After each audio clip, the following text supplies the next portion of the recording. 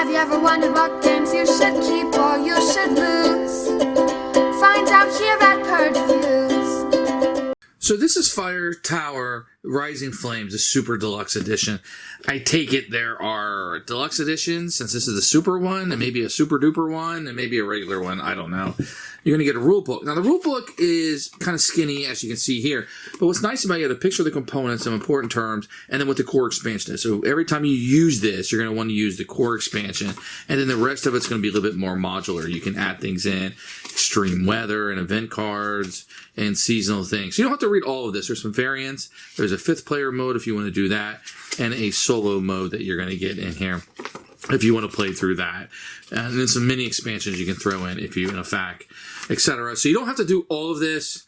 Really, just the first couple of pages would be the main stuff. The main stuff is going to be the Rising Flames, which are going to get maybe the Flame Centerpiece. That's just a decoration. The Firehawks, and then some of the cards that you'll put out there. Rulebook is very good. You don't need to read it all at one time. Like I said, just kind of piece through it.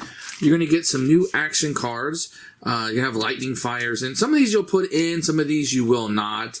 You're going to see the rolling firebrand. This is one you can move the fire gem to spaces, so it's going to jump around.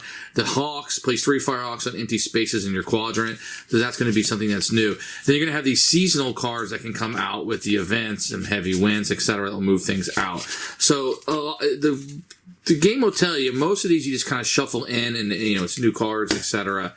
that you can utilize. There's some new wind movement, etc. that will go through. And then you're going to have your event deck, some solo cards that will be implemented, but they all feel good and etc. as you're going through. Let's open this up. We'll see what else is in here.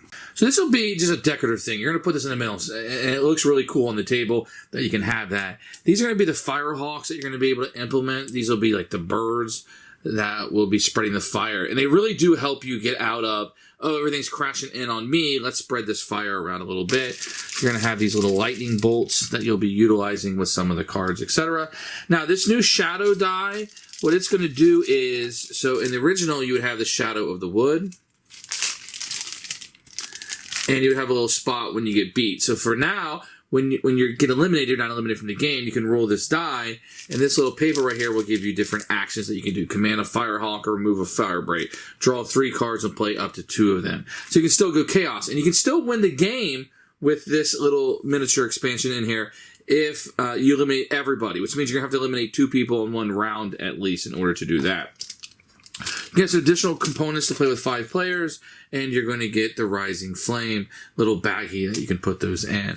So you play 5 players, you can play solo, you're going to have an event deck, you're going to have some seasonal cards that can go in, some new action cards, you're going to have a new way to not eliminate people, and I think that this is necessary. If nothing else, I'm going to play with this. There's not player elimination. Nothing is worse in one of these games than sitting around watching your buddies finish up a game when you're trying to play. Their Firehawks are nice because sometimes I notice that sometimes you start the game out, you can really get crammed down. These guys will help you spread the fire out a little bit and keep you from doing stuff. Something like this is just cosmetic. It adds to the game, but I think it's cool. Anytime you can have more action cards, I think these are nice to kind of jump in. And they're going to have little motions on them to tell you, hey, these are expansion cards. So you can easily take them out. There's a lot of new things kind of going on in here. So as for me, this is a very necessary expansion, one I would recommend immediately if you're going to play it.